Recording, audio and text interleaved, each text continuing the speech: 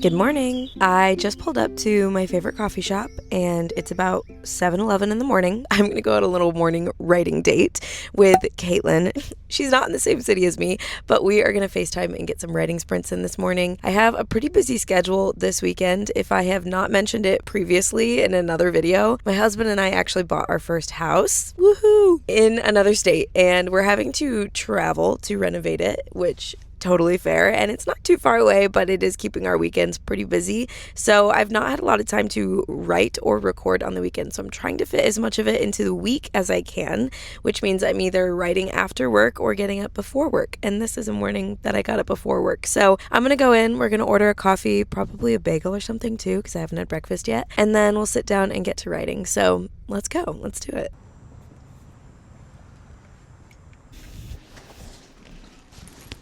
I just got here and there's no one in here, which I always feel like is kind of a relief because it's like I don't have to be awkward around other people when I film, but it is also always just a tad bit awkward.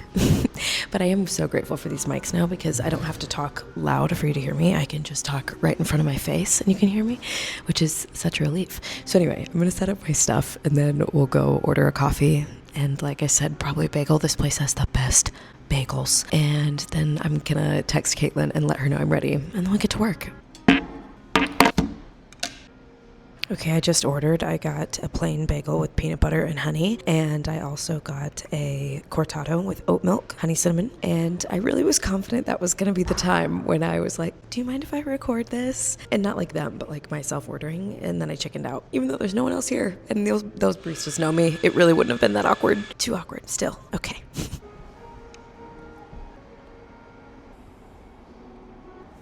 For those of you who have missed the previous revising videos I've done recently, I have been in a grind to try to get part 2 of my book is split up into 3 parts. Also, hi, if you're new here, my name's Andy. I am a hopeful debut author working on her first fantasy series called House of Aphdos, and I'm planning to self-publish. Anyway, I'm in the revising phase for book 1, and I've split my book up into 3 parts, and so I'm almost done revising part 2. This is just draft 2. So I finished drafting this book back in the early summer months, I think. And now I've been in revising since then because holy crap, revising's hard. And also I've never done it before, so everything is a learning curve. But anyway, I'm going to stop yapping.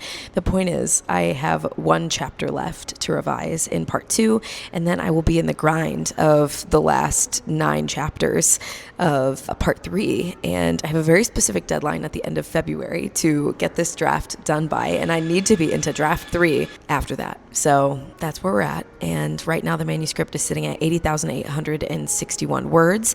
I've mentioned in a couple other videos as well that just keeps bouncing back and forth.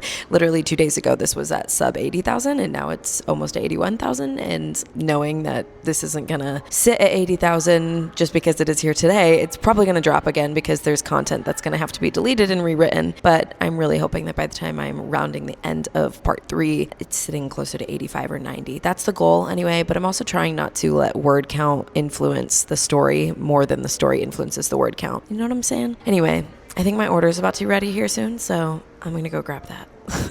And I'm also gonna FaceTime Caitlin because it's time to get some sprints done. It's already 7:22.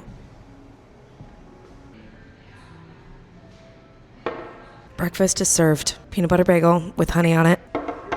Cortado. Also, from a distance, do you want to say hi to the vlog? Wave hi. Okay, let's do this thing.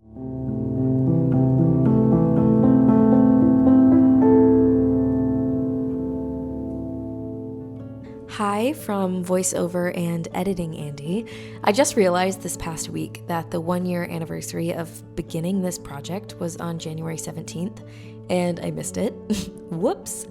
This is by far the longest I have ever stuck with a singular idea or creative project, and with that, I feel like I have some reflections I want to share.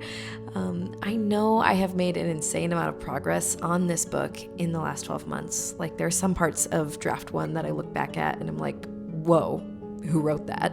Because the story has just continued to be shaped into this thing that it's always been meant to be, and I just couldn't quite see it at the beginning. Sometimes I feel like writing is a little like sculpting. You start with this block of an idea, you spend countless hours chipping away at it until a story emerges. That's exactly what it was meant to be. And just like a sculpture, that story was always within that idea somewhere. It just needed the time and attention to be able to emerge. And for those of you who don't know or are new here, this is the first project I have consistently pursued. I have so many writing ideas and stories that I began from the time that I was in 4th grade until now that I just left to die.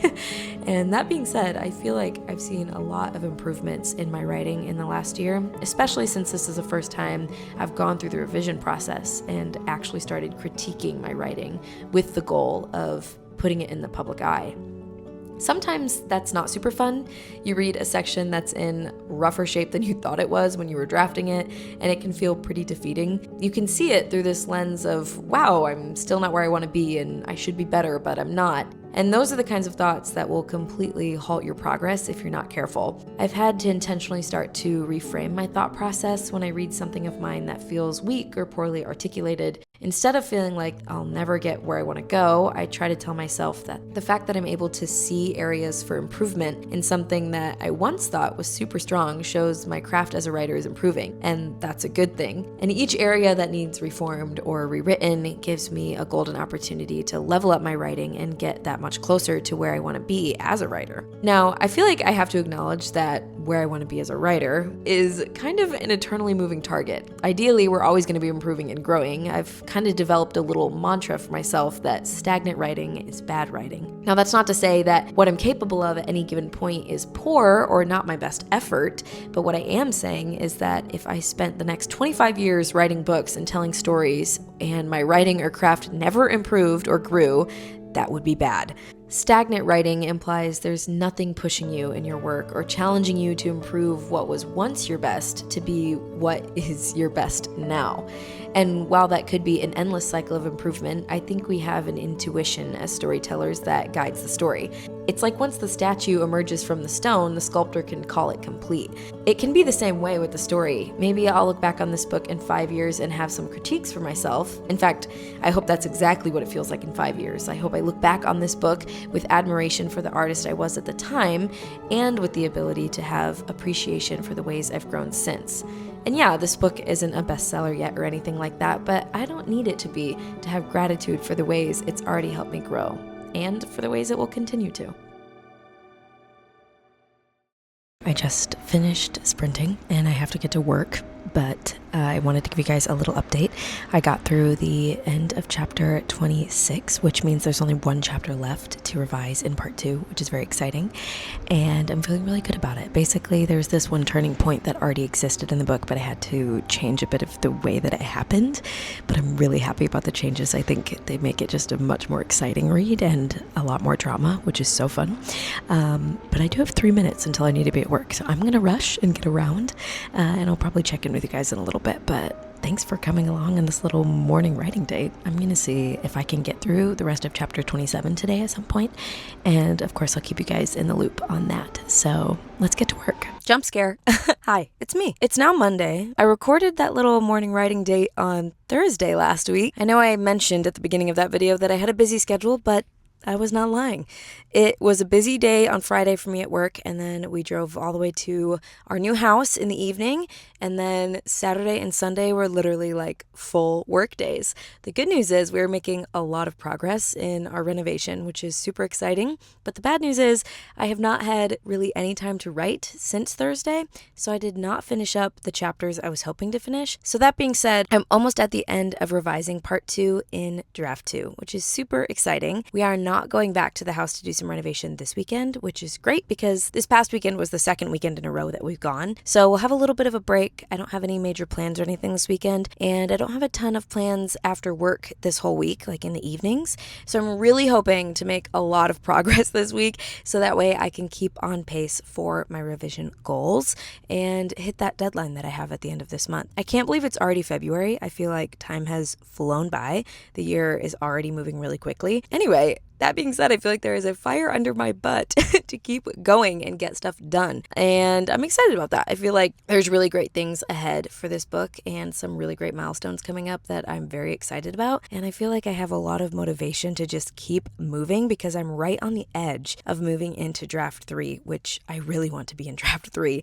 I really want to be there. Obviously, I'll be keeping you guys in the loop and up to date as I go through all of that. If you made it to the end of this video, please feel free to like, subscribe, and comment. Introduce yourself down below. If you're new here, I love to say hey and get to know you. And maybe drop a beach ball emoji because it's like 60 where I'm at right now, which is crazy because it's supposed to snow again later this week. And it's really got me missing summer and sunshine and spring and all those good things. So let's think about warm weather and drop a beach ball down below. Anyway, I hope you stick around to watch more revising content as I head through the entire process of trying to publish this book. And it was great hanging out. Okay, see you guys next week. Bye.